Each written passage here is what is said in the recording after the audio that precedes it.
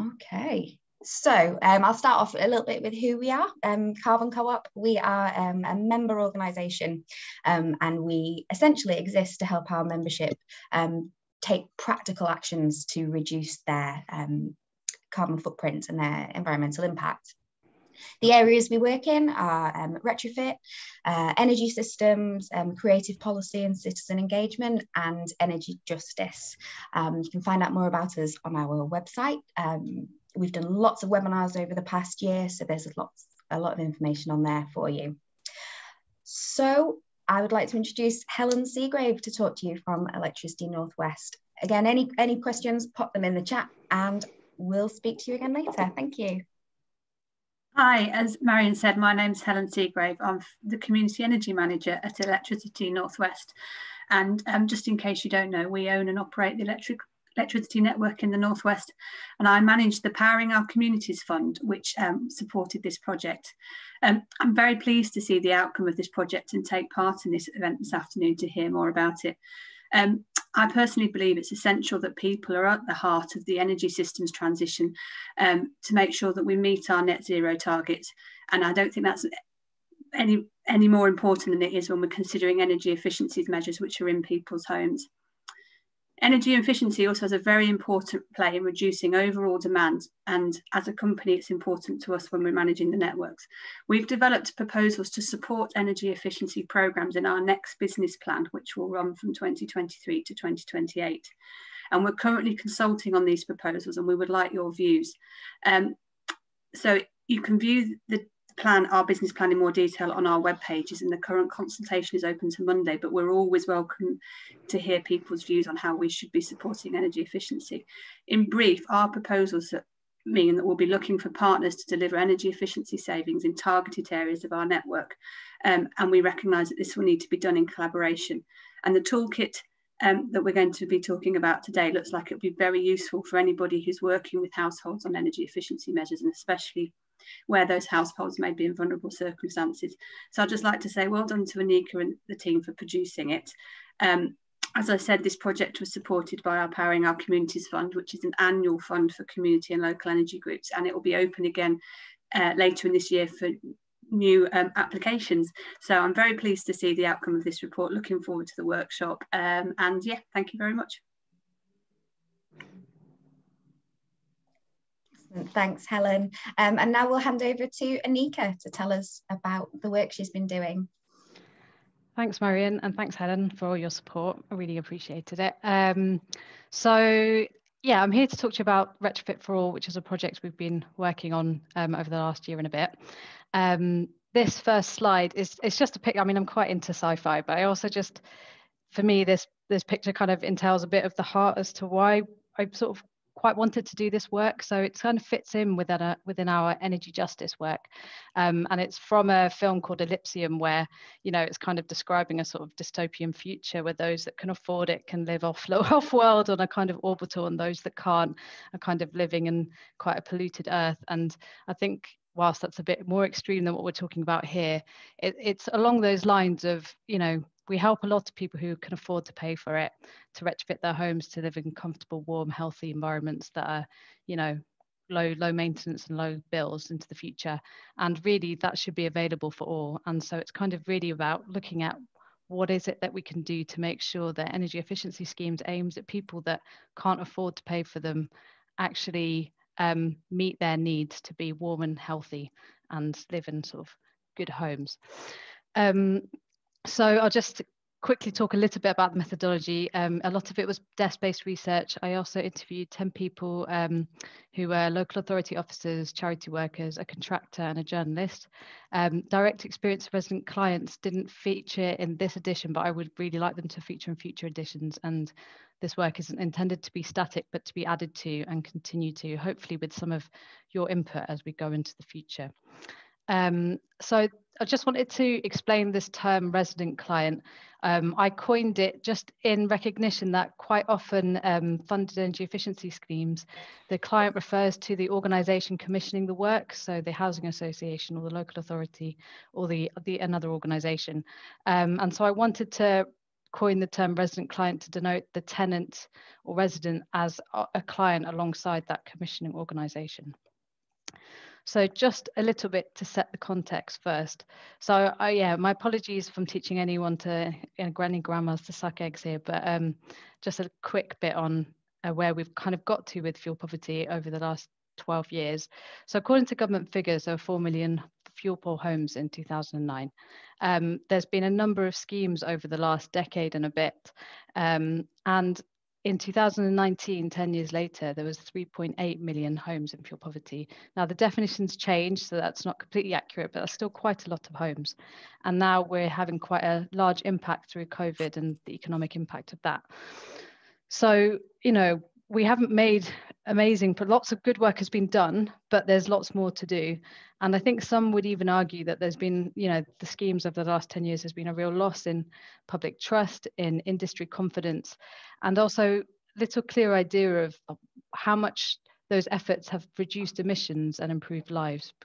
There's some evidence, but not lots. So why is this? I mean, it's very complicated, but here are some ideas. The funding environment, there are quite tight deadlines, as we've seen sort of recently with the Green Homes Grant funding, a lot of stop-start nature of that funding environment. Lots of the heating and installation measures have been marketized, which means that certain dynamics happen, which don't always prioritize the needs of the resident client. It's been very single measure orientated, and I know that's changing now with whole house approaches becoming more mainstream in this area.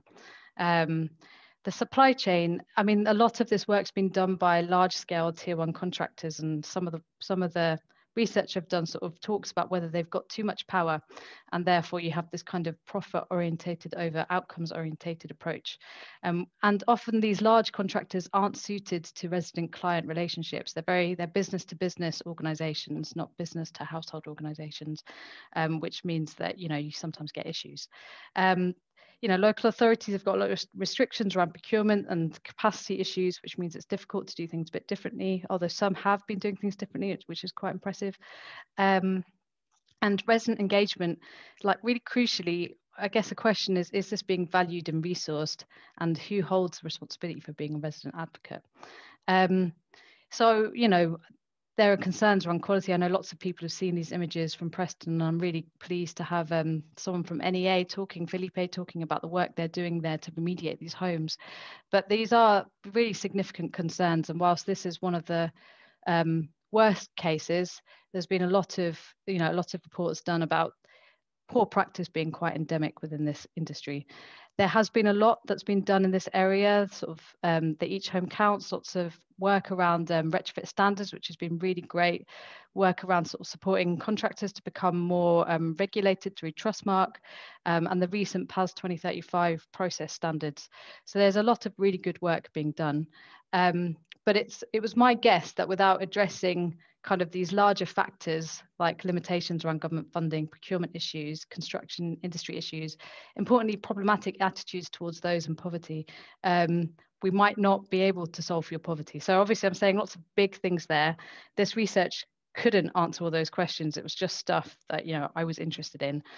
So to focus, I kind of decided to look at if we, rather than fitting our programs around the needs and priorities of a funder or existing supply chain, if we ask first what, you know, we turn this on its head, what does a successful scheme look like from the point of view of the resident and client experiencing energy vulnerability? And by understanding their point of view and their needs, can we make the funding environment or the other issues, can we make them work for people rather than making people fit around the needs on the context, which I know is quite idealistic, but it's a place to start and see what we can do from there. So why people-centered? I won't spend too long on this, but just to sort of a few ideas. A simple idea is that the needs of a resident will overlap with the needs of a social or environmentally orientated scheme manager. You know, if the participants of the scheme that you've run have ended up are happy and they're in a warmer home with lower bills and improved health, and they have a trusting relationship with you, you know that you've done your job well. So that's, you know, if you can meet those aims, then that's good. I think it's being increasingly recognized and understood the importance of engagement in behaviour change and the performance gap. So for those that haven't come across this before, the performance gap is a difference between what you expect to the expected results from an energy efficiency scheme, sort of energy results, and what happens in reality. And obviously, if you haven't engaged with participants, there's lots of not residents, sorry, there's lots of examples where they don't really understand what's being done to their homes, don't understand the new heating mechanisms, don't understand the different way to use the home, and then you don't actually meet the aims of, you know, improving lives and reducing carbon emissions. So having residents on board and understanding what you're doing is a key way to actually make these projects work. I think it's important to sort of think about quality of works, and, you know, residents are there. Well, if the works are being done whilst residents are in situ, they can provide quite vital feedback on the quality of works and things like that. And also just a moral point, if it's just the right thing to do, if the point of these schemes are to improve people's lives, being people-centered makes sense to me at least, and I think to many others. So now I'm just going to sort of talk through some of, I mean, there was lots of really interesting things that came out of the interviews and the research, but I'm just going to focus on a couple of the most interesting ones and then talk about the toolkit. So first I'll talk about participation, choice and communication. So I found some really interesting examples, you know, particularly Energisprong in Nottingham and the wilmoote House Refurbishment in Portsmouth. And that showed that, like, really making space for participation and enabling residents to choose, a really positive outcome from that is that they then become the biggest advocates for the project. And if we're going to continue to have to do works in people's homes, you know, keeping that trust is such a key, vital thing. And it's, yeah, really important in terms of the future. There was an interesting example that came from one of the interviewees. It's a sort of it was a light bulb scheme, so not particularly like whole house deep retrofit, but there were some interesting things that came out of it. So at first, they only offered kind of the simple, easiest bulbs that are most common, and actually feedback from their advisors showed that if they aimed to change every light bulb in the house and provided the choice, and knowing that that was going to be a bit more work for the people running the scheme, it increased the value of that scheme for the householders hugely, and it made them much more likely to advocate for the scheme and say, hey, it's amazing, these people come around, they change every single light bulb. And so whilst that's a small example, it does show that actually if you really aim to work for people, that you reap the reward of the scheme being advertised for you without you having to make loads of effort around that. In thinking about this, it's really important to think about how to be accessible. So something I was inspired by, again, at wilmoote House, was that they learned from previous schemes and sort of thought, actually, public meetings aren't necessarily the most engaging way to work with people. And they decided to use pilot flats. They sort of retrofitted flats in the building that they were retrofitting, allowed people to walk around on open days, speak to the design team, and then genuinely took on things that were fed back during those open days and changed parts of the design based on what people have fed back to them. And that's really, you know, it's a really accessible and genuine approach that you could see in the reports that the residents really took on board and, you know, could handle the disruption that the project would bring in later stages much more willingly than they would if they didn't really know what was going on and why. So some other things in the research that I thought was really interesting was it challenged some of my ideas really around participation and choice. As you can see, I was kind of like, yeah, participation, choice, but it's really important to be user-led when thinking about these things. So you can't really assume that everyone wants to participate. And you also can't really assume that no one wants to participate. You have to cater for the differences of different situations that people are in. It's the same sort of thing with scheme information. You know, a really interesting quote, like one of the interviewees said, you know, there'll be some people that will want all the detail about the scheme. There might be a retired elderly couple that are living in a really cold home and can't afford to keep it warm, and they're not going to be happy with someone just turning up and doing things, not really understanding what's going to happen.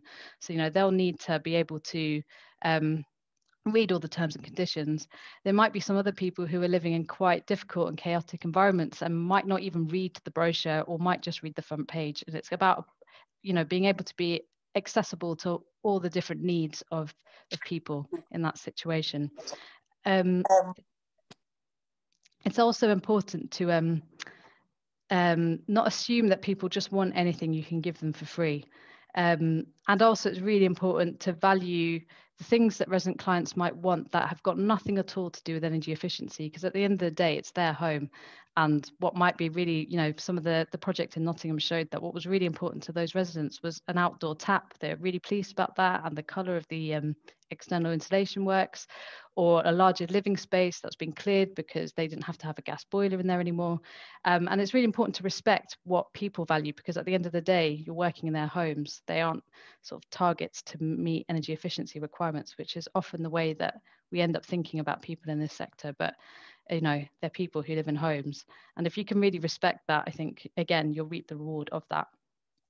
Another interesting one was about heating controls being an own goal. So there are so many options out there nowadays with heating controls, and it makes such a difference to people's ability to live in warm homes and understand how to use their heating controls. So, one of the interviewees said, if you can provide resource in your energy efficiency schemes to make sure you're as user-led as possible with heating controls, that will really reap its rewards. So I just really want to share that with you because I think it makes a lot of sense. So the next thorny issue is customer service. And, this was quite, it was quite interesting to talk to people about how poorly customer service is in this industry and has been over the last 10 years. And I think this has led to some of those issues around loss of trust.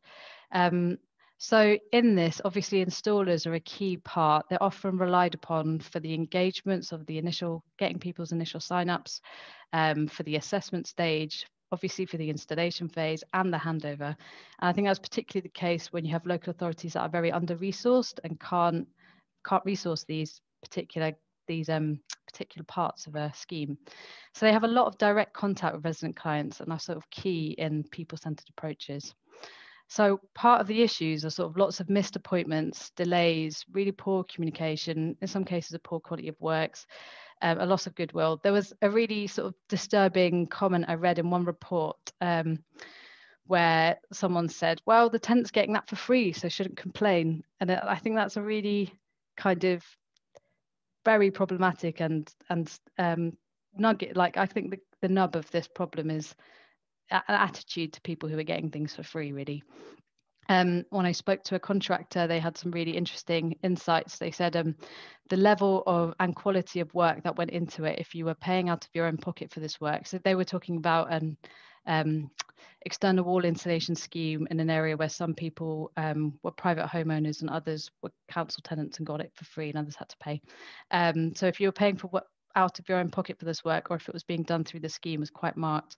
You could stand back and almost notice the difference in quality, from big things to actual quality of work, down to smaller things like how people were spoken to who lived in the house, the effort that went into tidying up or being punctual or looking after and having respect for people's gardens. It was almost like there was a two-class system involved in what effort and what level of work went into the project. I've seen that with window projects and external installation projects.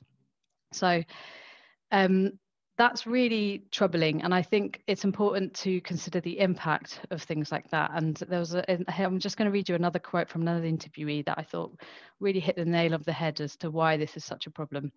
The impact of poor customer service is that they drop out of the scheme. It's so complicated and they have a myriad of other things going on in their lives: money worries, health problems. Maybe they live alone and don't have anyone else to help them. Maybe they have a family and they're on a 0 hours contract. All of this stuff compounds things. So what I've heard people say is, I've had enough. I can't be bothered with this anymore. You've wasted 3 months now and I still haven't got working heating. What are you doing? Why have my appointments been cancelled 3 times now from a company in Scotland? It's all of that compounds things, and they just drop out. And what happens to them? That's a scary thought, really. Where have they gone since they've cancelled from the scheme? Are they still living in a freezing cold house? Have they died? Or, I think that's a big one. You just lose them from the system because they can't cope. They can't cope with the complicated things in their lives because their lives are already chaotic and complicated as it is. I think that's why customer service in the context of energy vulnerability is so vital. If we really want to target those that are most affected, we can't have really poor levels of customer service. So I'm just going to look through a bit as to why customer service is so bad in this industry.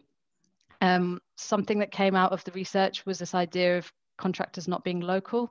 So a lot of contractors operate at national or regional scales. And so obviously if a contractor is based at a distance and they're planning to do a couple of assessments in one day, and one of those assessments cancels, it doesn't make sense for them financially to travel 3 hours for one assessment. So they'll probably cancel all of them. And these sorts of things delay the whole process and lengthen the timings. There are some local authorities I've spoken to now who, require the use of local installers in a tender bid to deal with this kind of issue. Is there an issue with the size of firms and the fact that they have quite long subcontracting chains that might be strong or they might be weak in the different areas that they're working in?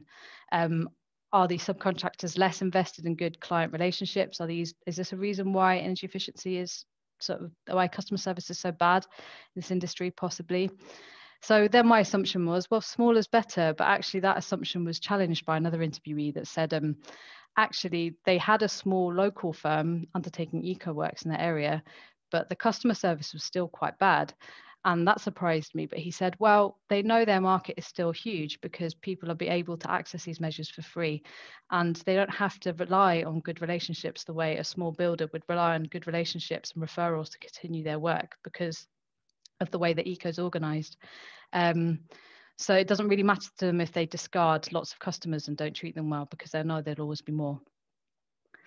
Is there something around how complex a scheme is? So this is kind of, on a contractor who's also trying to navigate quite a complex scheme and doesn't want to get the blame for why things are going wrong, might find simplistic messages that shifts the blame, but those messages aren't always useful. So I think this was in the context of someone telling me that they'd spoken to someone who said, oh, well, I can't get that kind of installation because someone's come around here before and told me I can't, they just can't do floor insulation. And it wasn't true that they couldn't do floor insulation. It was just that job was going to be a little bit more expensive and a little bit more trickier for the contractor. So the contractor said, no, we can't do that kind of thing.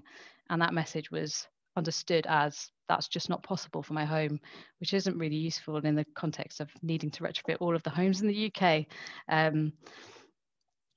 So another aspect of this, I think, is just that the customer relationship, as in the resident-client relationship, isn't really valued in lots of the funding mechanisms. So I'm talking a lot about eco because that is the most sort of pronounced one that's sort of had quite a big impact in this world. I know there are different types of ways of funding schemes, but the aim of the project is the installation of X number of energy efficiency measures to get a modelled reduction in CO2. And that's possibly where we go wrong. But to also challenge that, there are good schemes like the one in Wilmoote House in Portsmouth where, they really valued resident client satisfaction. They had a resident liaison officer through the project apart from the construction phase, but they still experienced significant customer service issues at the construction phase, sort of pointing to this being an issue of the construction industry and, it not being valued high enough within that industry. Going back to the contractor I spoke to, sort of his consideration was that he thinks a lot of this comes from the top down and the sort of the poor attitude towards tenants who are getting measures for free, and that actually, as it comes to the top down, the new apprentices and those working on site pick up that attitude and it carries on, and there needs to be something that breaks that cycle.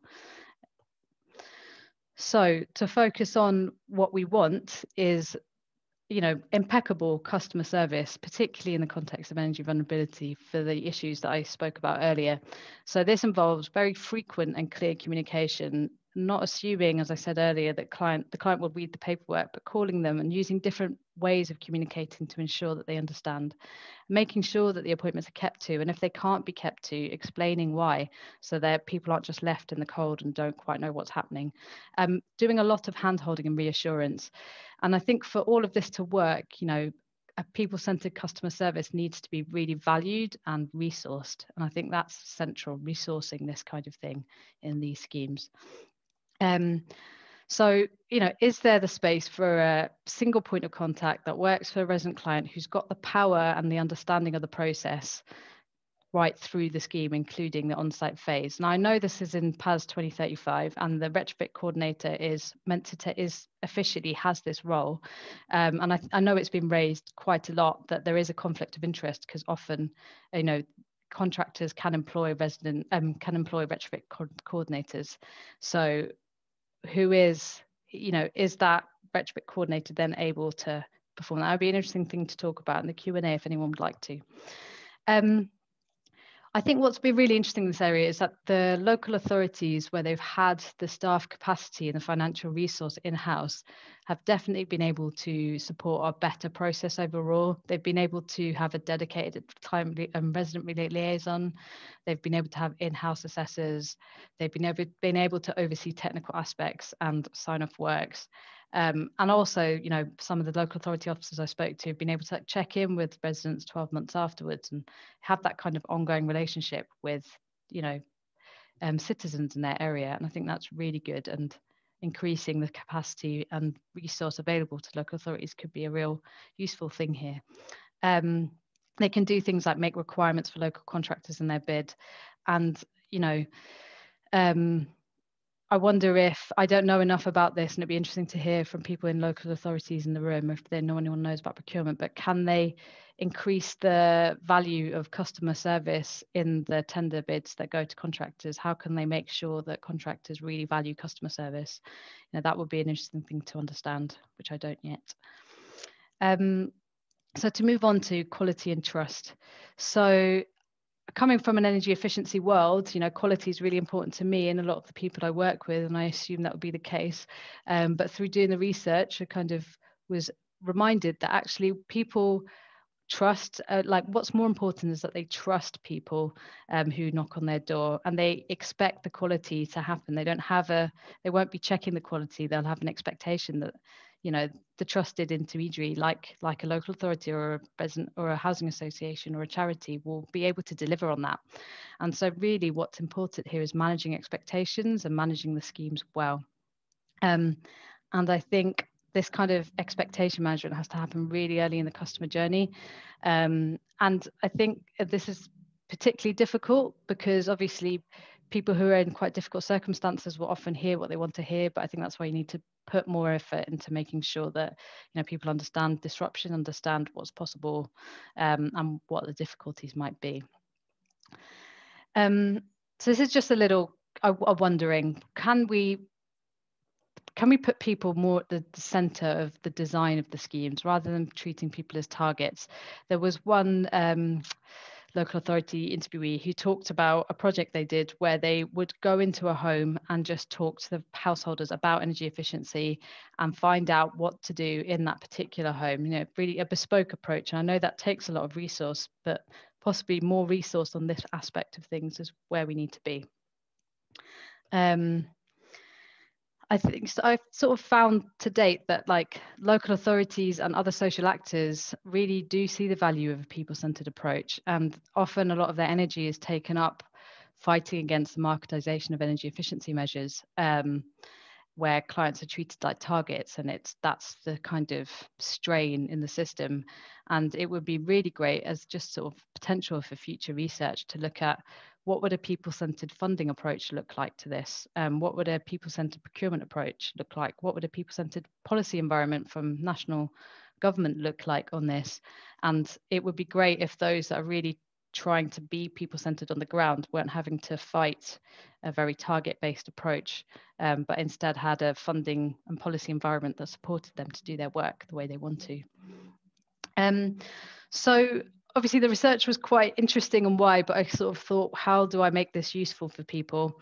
So I decided to create a toolkit, which I would love to hear everyone's feedback on and understand how it could be useful. So the toolkit, which I sent to you all by email, so hopefully you would have had a chance to have a look at it. It looks at a project cycle of an energy efficiency scheme through the different phases of that scheme. So from the initial contact through to surveying, the design phase, the installation phase, and post-work phases. And it asks 3 questions, and I sort of took all the research I did and sort of fitted them into these areas. What is the resident client experience at that stage?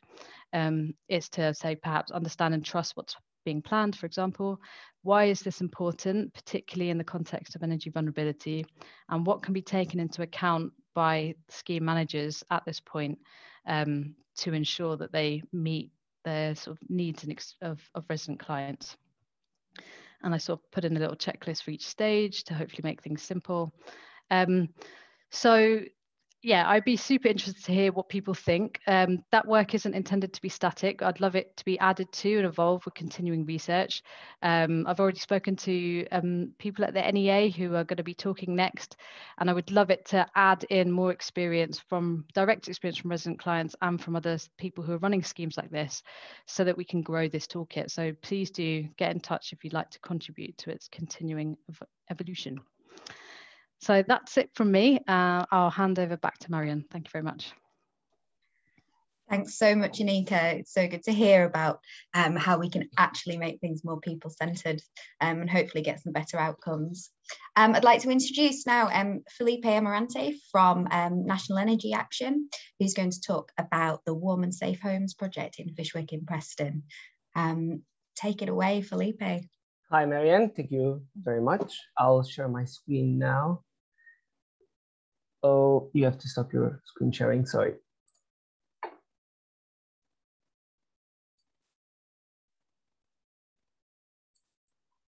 There we go.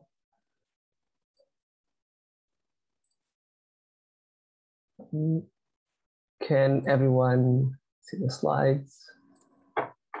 Okay. So, hi, my name is Philippe. I'm the Community Retrofit Project Manager for NEA. Lovely presentation, Anika, thank you.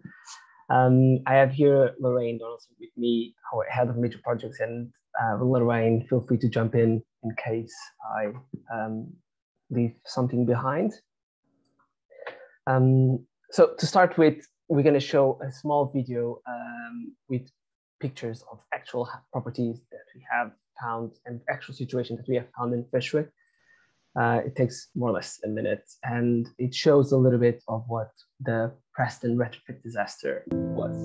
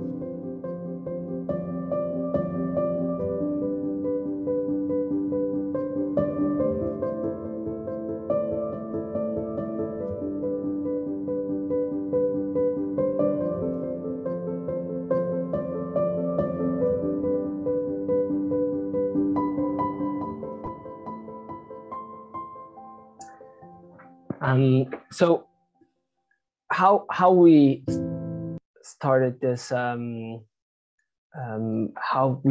starting point was building back the community trust on us. So we have here Joe Boswell, our project development coordinator, which I know it's in the audience now. And Joe has been on site since the early beginnings of the project to understand our clients, build the community trust, and get the best idea of the local reality. Joe has always been giving energy efficiency advice throughout phone or email, any support for households experiencing problems paying energy bills, confidential benefits income advice. We also provide a lot of helpful resources on our website in 5 different languages available for anyone. During COVID, we had a slight delay it was harder to maintain a presence in the community. So we issued these newsletters that can be found on our website. We've issued 2 so far explaining the next steps. And we also issued a postcard as a reminder of a survey that I'll explain later on. So how are we going to put the householder or the resident clients, like Annika said, at the center of our project? We're going to start with having Outrock, our surveyors and technical, who will then over our technical side of things, and they'll supervise the works on the properties later on. So they'll survey all the properties now and do a technical report on the status of each of the property. Then on the other side, we'll have Paris Project doing energy retrofit assessments, and they'll bring in the Retrofit Coordinator and they'll make us compliant to the PAS 2035. Once these two technical, both reports are from each end, have tailored solutions for each of the properties surveyed, we'll then bring them to the householder and walk them through it, talk with them, and have their inputs, and will not do any work without engaging with the householders. Only after this detailed discussion of the tailored solution of each property, we will then start the works, and we'll appoint a local contractor if possible, and if meets our requirements, and only then we'll do the property works. We have to mention that we're already preparing training for the contractors to they be more prepared how to identify and approach vulnerable people, and how to engage regarding any fuel property issues that they'll find. Also, we'll have all the solutions that we're going to install will be warranty proof for the future, and they'll require as minimal maintenance as possible for the householders. We don't want to install anything in the property that will create future problems for the householders. And throughout the whole process, NEA will be present, will be engaging with every part and with the householders. So our first issue was we have 320 properties, and we have to somehow help the most vulnerable first. And how we took this decision step by step was hard, not always easy process, but we had to do a pragmatic approach to it. So we had multiple points of contact with the population, and throughout surveys that we issue both in paper to each of the properties, and they can be answered via phone using the language line. These surveys were issued last year. We got the 90 odd responses, and they're still open. So at any point in the practical durance of the project, people can still respond and engage with us. And throughout this information and our call for evidence with local stakeholders, and a lot of team meetings and engaging with internal people in NEA to bring their expertise across projects, we started phase one, taking at the most consideration the housing condition comfort self-reported from the community. And through this, we delineated which we found more in need for this first phase. As we progress in phase two and phase three, is always a learning process. So in phase two, we'll look behind and see what phase one actually did we do the right choices? Can we improve this process? And then we'll bring more and more self-reported information from our surveys, either being common affordability and health and well-being. This is a small two examples of subjective indicators that we've collected in our early findings of it. And this week, we're going to issue 10 diaries to households where they're going to self-report their findings throughout 4 weeks. So we have valuable inputs from the householders prior to any retrofit works. Side by side with this, we'll have a technical and quantitative evaluation to gain as much insight as possible. And we've placed these little data collectors in 10 properties where people were eager to have them, where they're gonna collect information like room temperatures, humidity, air quality tests, volatile organic compounds in the air, to give as much data prior and after retrofitizations. Not only are we going to be based our success on subjective indicators, but also on technical indicators.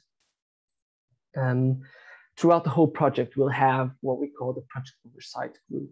This project will be composed by several entities and chaired by NEA boards of trustees, and we'll have local authorities to funders to government entities, and they don't have a direct responsibility or accountability to the project, but they will help us scrutinize our actions and help us provide insight and advice, and help the outcome of the project, and to make sure we have the householders always at the center of this project. And that's it. Thank you very much for coming. And any questions, please don't hesitate to contact me or any, and I'll point out to any other of our team members. Thank you so much. It's really nice to hear that from a scheme that we hear a lot about as examples of poor quality work, that there may actually be some kind of happy outcome, hopefully soon. So I've been looking in the chat, and I've been taking a note of questions that have come up as we've been going through. So there's been quite a bit in the chat about RLOs. So how do we resource them? A lot of people have been giving different examples through schemes that they're running. But do we have some examples of how resident liaison officers or similar roles can be resourced, and how we might go forward with those? Yeah, well, actually, in one of the, I'd invite other people to share their experience here as well. It doesn't need to be such a panel discussion type thing. But one of the local authorities I spoke to managed to get some funding from their CCG and from their adult social care funds locally to then fund sort of those resident liaison officers, which is great to do sort of field poverty work. So I think there is a real opportunity here to work across local actors who it might be in their benefit to fund this kind of work. The NHS is the obvious examples, but obviously, like, there are also district network operators like Electricity North West and other parts of the country where, you know, they are actually engaged, and it makes sense for them to support energy efficiency schemes. So I think kind of looking outward to find funding from different parts of the sector to finance this kind of work, finance this kind of resourcing this work well. There's lots of opportunities there. Thank you. And there's a lot about, oh, actually, Jonathan has just flagged, perhaps someone's got examples of Anne Power, I think, who's you know a real legend in this area. Hi, everybody. If it's council-owned housing, it seems to me absolutely obvious that the housing budget would be able to afford a resident liaison officer. If it's an estate, they should be funding housing staff on the estate anyway, in the shape of caretakers and housing officers, and they just have to redeploy a bit of that resource into this resident liaison. You can't actually expect to retrofit an estate that you own with the residents in situ and not provide resident liaison. So I think there's a lot of kind of, we can't afford it, whereas actually, if you look at the higher level jobs, you see lots of people, and you look at the lower level jobs and there are never quite enough. So that's local authorities. If it's housing associations, the same would certainly apply. I'm not saying it wouldn't be hard. I'm not saying that you wouldn't have to sacrifice something else, but if it's as important as Anika has been suggesting, and I would go along with that, and certainly the projects that we've evaluated, like the Wilmoote House one you mentioned, Portsmouth went out of its way to fund resident liaison, and Portsmouth isn't exactly a rich council. It just decided that that was a priority. How could they possibly retrofit a 15-story tower block in 3 towers without providing resident liaison? And so they just did. And the same with Hammersmith and Fulham when we did the Edward Woods estate. So I think it's kind of built in as something that you have to do. That would be my honest opinion if it's landlord property. If it's owner occupied, I think it's much more difficult. And obviously trusting the contractor to do it is a bit too internal to what you're trying to achieve for that to be effective. So I think that's a little bit more difficult, and maybe a small slice of the eco-funding from each property should go into funding a resident liaison person who probably should be employed by the council. I mean, the other way of doing it is to have a clerk of works. And an in-house clerk of works at that as well. So Well, I think that was something that was successful at Portsmouth, was that they had the capacity in-house to manage that kind of technical support. Yeah, exactly. It's a shame that in some other local authorities that has really been hollowed out and they don't have that resource. Well, I think it very much hinges on the approach of the landlord, and if the landlord forget the resident side temporarily as like a do good, let's be nice to residents, and simply think of it as, do we want to actually make sure our money is spent well? You can't actually do upgrading with residents in situ without taking account of residents. It's just absolutely impossible. You've got to have the residents on side for it to work for the contractors. So the contractors actually have a big vested interest in good resident liaison, because that's what will make their job possible. Sorry to continue discussion, but in the Portsmouth example, I don't know if you could help with this. The difficulty there was that at the on-site phase, they didn't have a resident liaison officer, and it's kind of, and this is maybe where the retrofit coordinator comes in. It's sort of who has the power to actually, you know. Well, it wasn't that it wasn't that they, as on my understanding, Ellie's here as well, and she's more expert than me probably. It wasn't that they didn't have a resident liaison officer. It's that they gave control of the delivery of the works to the contractor instead of keeping it in the council. And that was one of their big lessons learnt, that they should have kept control of the delivery of the project rather than hand it over to the contractor. So I think that's what went wrong. So the resident liaison officer no longer had as much clout as she needed. And I think in the last phase, they actually improved that again. Right, yeah. But it was a lesson learned. Don't hand the control over to the contractor. And the contractors were quite good, but the minute you took your foot off the pedal, they weren't so good. Excellent. Thank you so much, Anne. I'm just having a look through now at people asking if there's a cost-benefit analysis that could be done to show how important, how worthy it is to provide resident support. I don't know if that's a piece of work that's been done or if anyone intends to have a look at it. I think that would be interesting in times, especially when funding is so tight. Proving it on paper that it saves you money by involving the residents would be potentially useful. And we've got a hand up.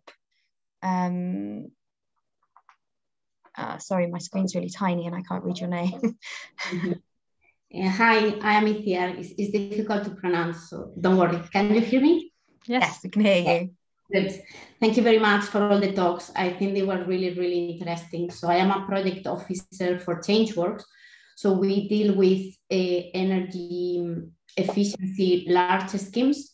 So we do improve the building envelope for all properties in different local authorities in Scotland.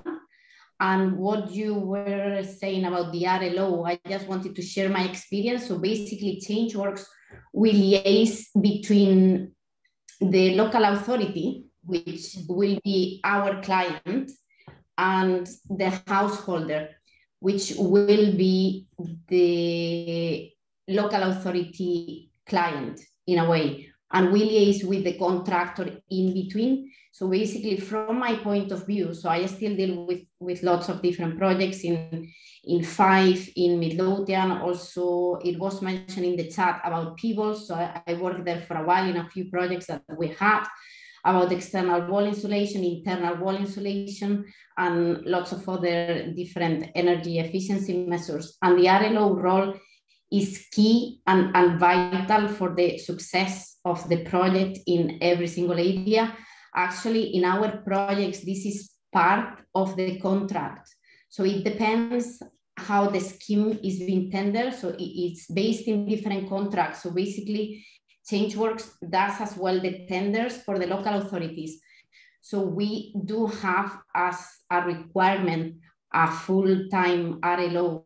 So this is something that then obviously, because we project manage the scheme for the local authority, in case the local authority has money to pay someone else, because otherwise this work will be something that the local authority needs to do themselves, and it's very time consuming, and it is necessarily a multidisciplinary team, because it's not only about one area. There are lots of many different areas that are involved within these projects, and that all of them are absolutely key for the success of the project, because you can engage with customers very well, but then if you are not able to check if the quality from the contractor is good as well, it could be a massive problem, and the other way around.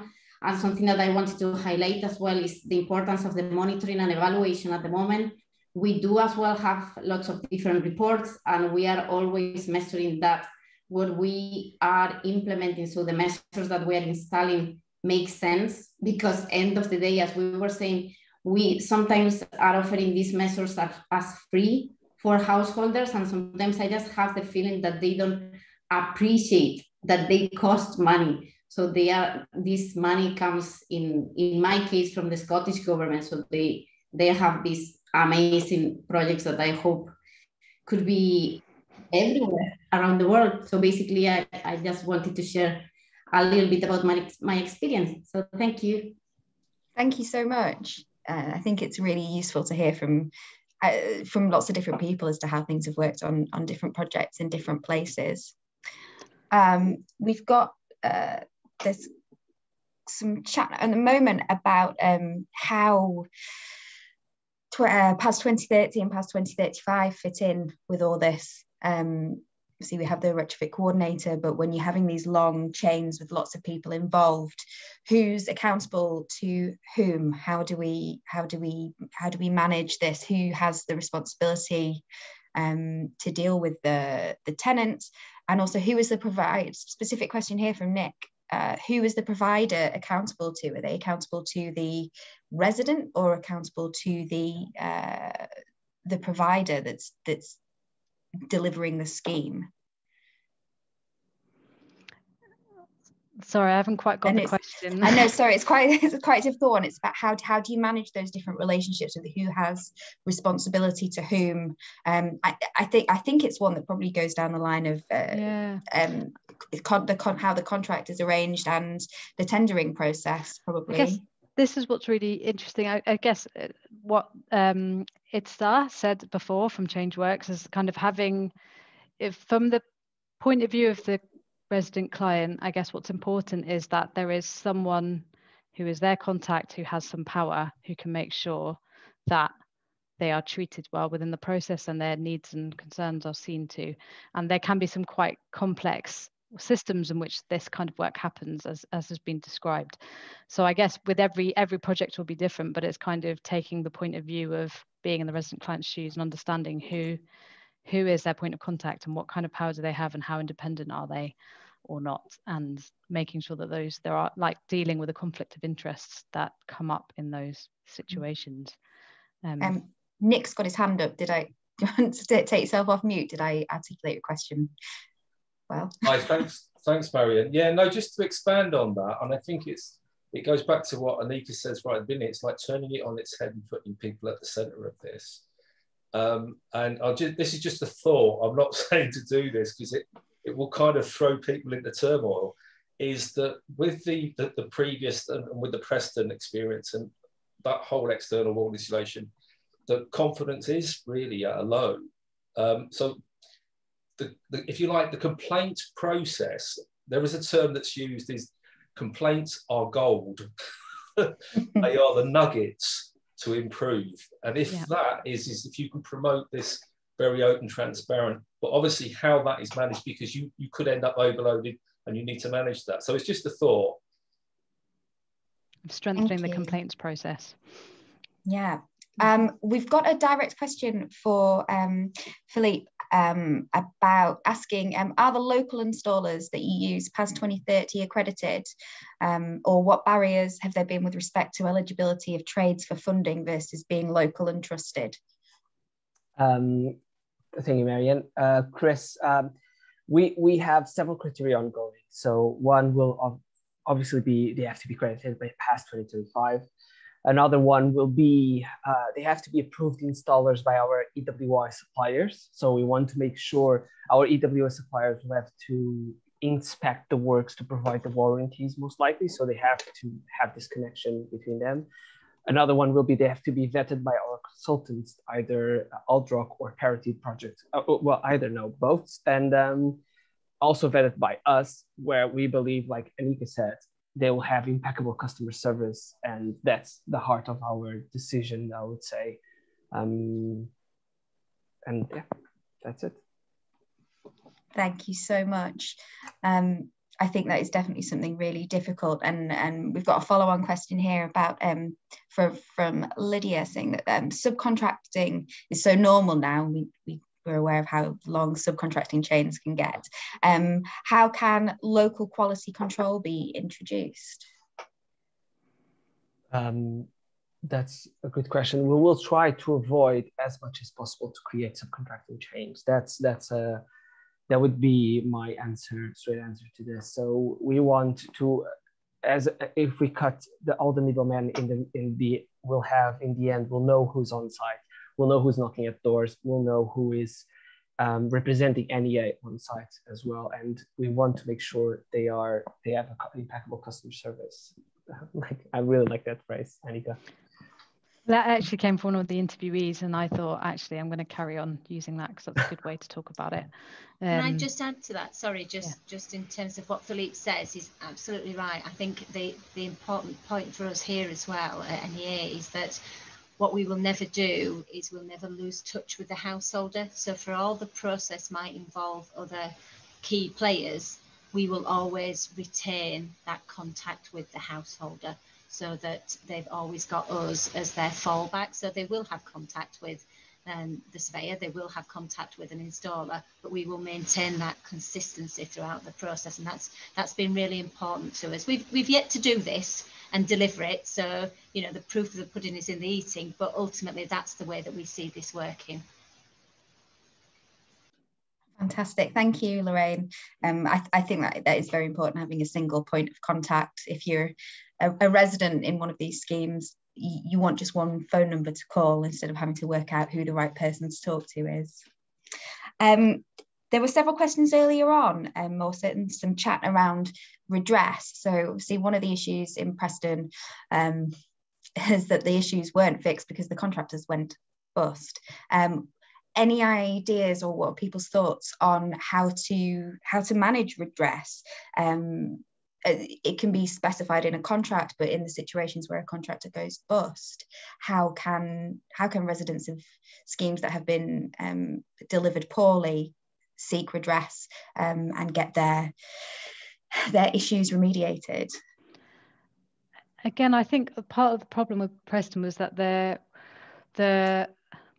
while the local authority was involved as far as, I think, being put a logo on the flyer, they weren't deeply involved and they didn't have much power within that situation. And it was kind of this very raw, like, contractor householder, and there weren't other actors in the process. Whereas, you know, some other local authorities have been able to access funding to support schemes like this, and when things go wrong, they've got some of that flexible funding to be able to deal with those issues in an ongoing way. Whether they have enough money or not is going to be the question, but I think it's about having sort of a trusted public body or a charity or someone with social sort of a social aim being involved in the process and having flexible funding to be able to deal with things that come up, but obviously dealing with quality control right from the start. And I think a part of the problem is that the warranties and guarantees are on the sort of on their system, but if the system's been installed incorrectly, then obviously people can't claim back from the product, from the 25-year warranty or whatever it's going to be. So it's that kind of quality control throughout the process will hopefully stop those things happening. But then having, you know, a sort of socially orientated scheme manager involved in all of these projects to ensure that it's not just this kind of very raw and unethical relationship between contractors trying to seek eco-funding and householders who are being treated like targets, which I think that's where most of the problems have come from. Great. I think Thank if I can you, add to that, just from the point of view of washing Fishwick, sorry, I don't know actually how to put my hand up on this, but just from the point of view of washing Fishwick, what we're looking at because we're very aware of course what happened previously, and so one of the things we're looking at are insurance-backed warranties, so that there is that support for householders should a similar thing happen again. So we're trying to identify where there were problems and look for solutions that can mitigate that going forward. So that's one of the ways that we're kind of looking at that, because we're clearly very concerned about the fact that this has happened previously to householders. Thanks, Lorraine. And Anne, I can see you've got your actual hand up. Yeah, so, sorry. I mean, there'd be a crucial question over the insurance, is who pays for the insurance. So if there's an insurance premium that householders are expected to pay, which is how it would normally work, then a lot of households will opt out of that insurance option. So for example, in Glenridding in the Lake District, which was very, very severely damaged by a flood about 4 years ago, a very large number of the households in the village had the option to insure against the flood because there was a prediction of flood risk, a constant prediction of flood risk. Although the last time it had flooded that badly was 50 years ago, even so. And so when they were devastated by the floods, they had no fallback. And even following the floods in 2017, a lot of households still wouldn't take out insurance. So, and I can't imagine that local authorities would do that on behalf of residents. I mean, I don't know. So I think the insurance issue is a really key one, and I don't know how you get around that problem, because that's the obvious way to protect against the risk, basically.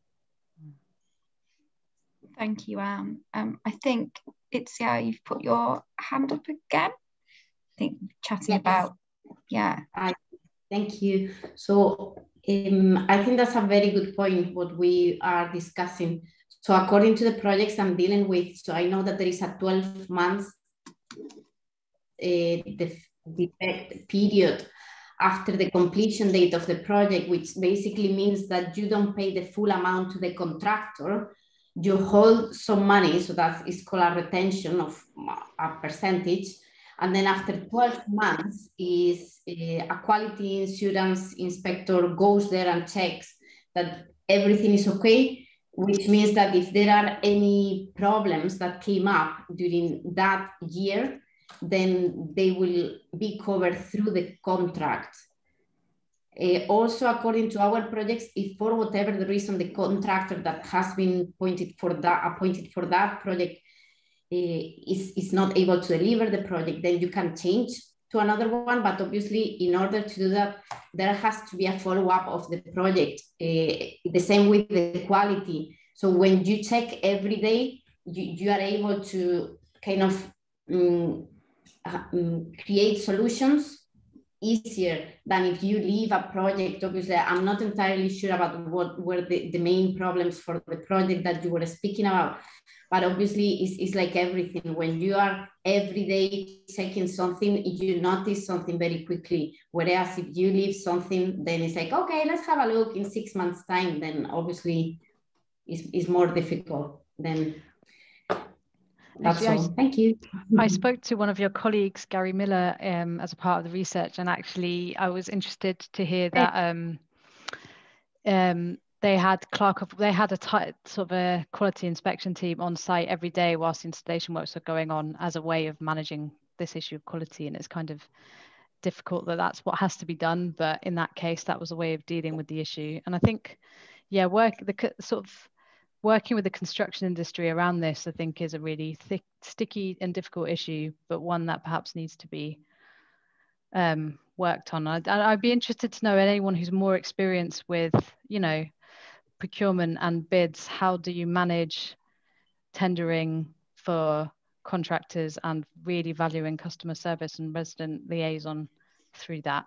Sort of, how do you do at the moment? Could it be better? Actually, do you turn people away, or is the scene so dominated by a few large companies that you haven't really got a choice? Which I know some are, they're between a rock and a hard place, because there's only a certain number of contractors who all act the same way, who will do this kind of work.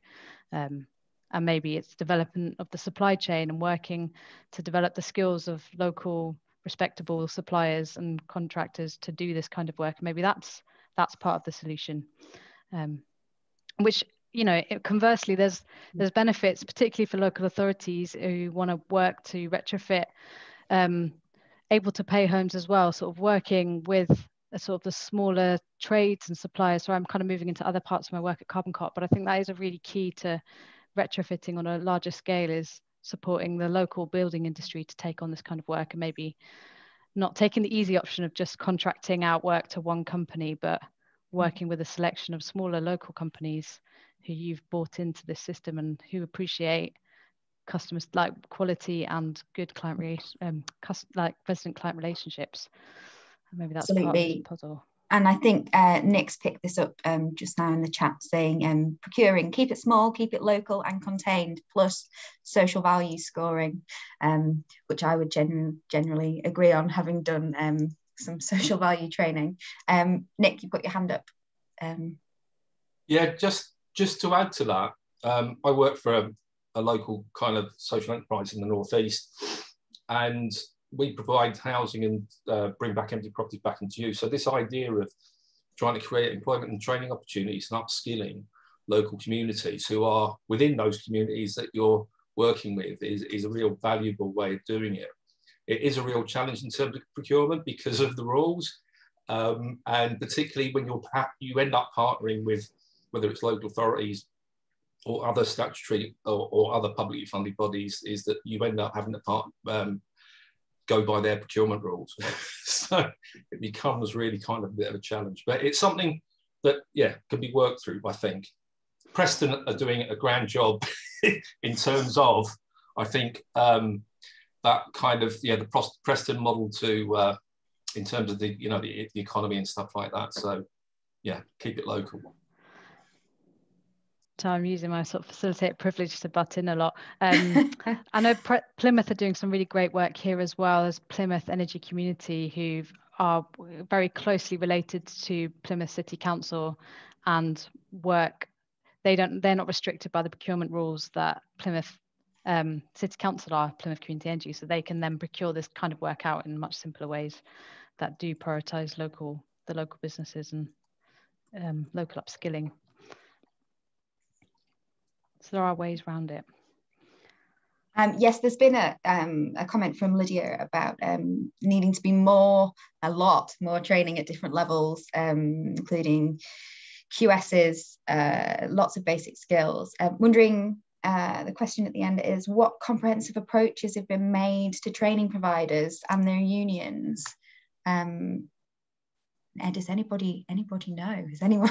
Has there been a big approach to these big companies or to training providers? I know that there are the Future Proof scheme in Bristol has been trying to has rolled out a lot of training courses in retrofit through some government funding. I'm not sure about any other approaches to. Lydia, you've got your hand up. Do you want to expand? I've been on the Go to Manchester Combined Authority working group on their 5-year plan for some time, and working with their skills development people and looking at the enormous gaps, the skills gaps in the Northwest. And it doesn't appear that there's a comprehensive way of encouraging further education colleges to upskill their own staff around passive house and retrofit. And it doesn't appear that the whole supply chain, if you like, from children studying design and technology in school right the way through to higher education, where some of the frontline research is going on, that is being tied together. So I'm actually the environment officer for my union, which is UCU, and I'm working between FE and HE. And I'm just looking for some allies, really. I think I don't know where else to put the pressure, because that's where I am. I'm in a union. I am also sitting on the Greater Manchester Combined Authority, which never has enough money to do stuff because they've got such small teams and they don't have enough clout, although they do have the adult education budget. So although they can say all the right things, getting it to happen on the ground and getting it to happen locally is very difficult. And in my own life, I'm part of an eco co-housing programme called MUCH, Manchester Urban Co-housing. And we've been confronting some of these difficulties because even in the social housing provider organisations that we deal with, it's so fragmented that the sorts of ways of costing passive house, either retrofit or new build, has been made into something terrifying that, you know, nobody in their right mind should want to aspire to. And that who do we think we are wanting to have passive house accommodation? Why do we want to live as we get older in energy efficient buildings that cost less to run? And why don't we just go away and mind our own business and live in our own little two big houses that are leaking like sieves and we know about it? So my own personal experience drives me to want to do something more, and my own background in further and higher education wants me to do something more. So I am looking for some allies who can put pressure on training organisations. So I'm up for any conversation with anybody about what to do next. Thank you so much, Lydia. Definitely something we'll take forwards. Keeping an eye on the time, there is one more question that I would like to put that's come from the chat from Emma that says, wondering whether there is any idea how the improved models for resident engagement, such as in the Portsmouth scheme, change the overall project timeline. So does it take more time? Does it make the project longer? Anna's shaking her head. I mean, I think it just needs to be valued as a part of the project. It's essential and essential part of the project. So, I mean, you could say any part of a project extends the timeline, or let's not do a design process that might extend the timeline, but a design process has to be done. So I think the same needs to be thought about with, you know. Well, I think you could put it a bit more strongly than that, Anika. Go for it, Anna. I think you can safely say, as I said at the beginning, you can't do a retrofit project with residents in situ without getting the residents on site. Yeah. So it actually saves time, it saves energy, it saves mistakes, it saves money. It actually makes the project and the process work. So there's no question to me that it slows down the project. It slows down the project not to do it, is what you're saying. Because I mean, certainly I'd put it more strongly than that. It messes up the project not to do it. You can't do it without involving residents. So I think one of the reasons why projects don't go well. So I thought there was an interesting question that the chair made, Marion, that nobody really answered. Who are the contractors answerable to? Are they answerable to the residents or who? Well, they are answerable to the residents because they're actually doing work in their homes, but actually the residents aren't in charge. It's whoever's paying for the project that's in charge. So if it's a landlord, it's the landlord that's in charge. If it's owner-occupiers, I think it all becomes much more fuzzy because presumably the owner-occupiers in a street are part of a bigger consortium of some kind that's contracted. So it's whoever's issuing the contract is in charge. But the contractors always have to be responsive to the residents anyway. I think that's a brilliant place to end the Q&A so that the residents just have to be involved. I think we'll go. Thank you so much, Anne. I think we'll go now to breakout rooms to do some feedback on the tool. So I do believe that Matt is going to assign everybody into a breakout room with a facilitator, and we'll take you through our feedback process. Yeah, so there's a couple of people. I've got most of the breakout groups ready and I'll open them almost immediately. There'll be a couple of people who are not currently listed with a breakout group, and you'll be sort of left in the main chat, and I'll ask you to sort of say sort of what group you're from so that I can add you to the right breakout group. But other than that, I'm just going to open them now.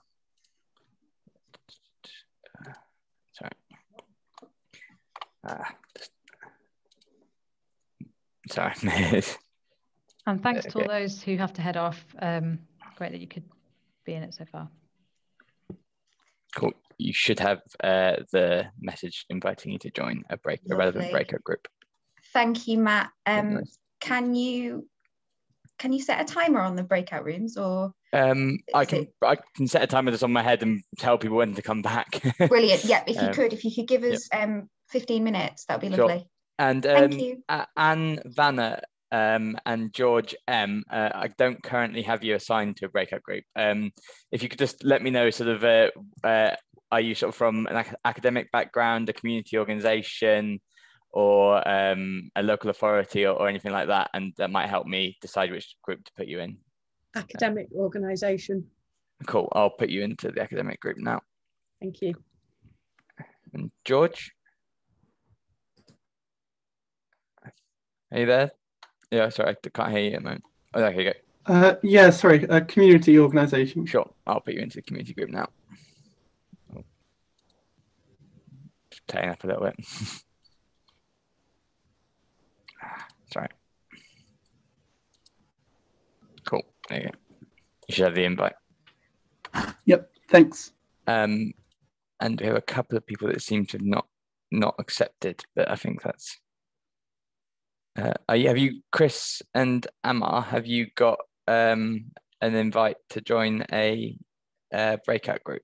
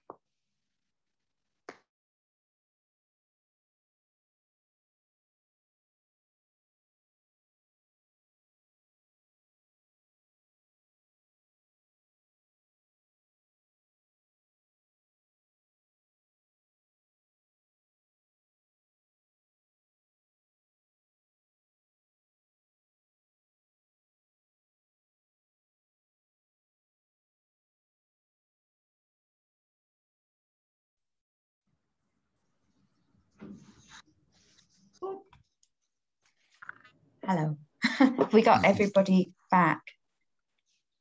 I think so. Yes.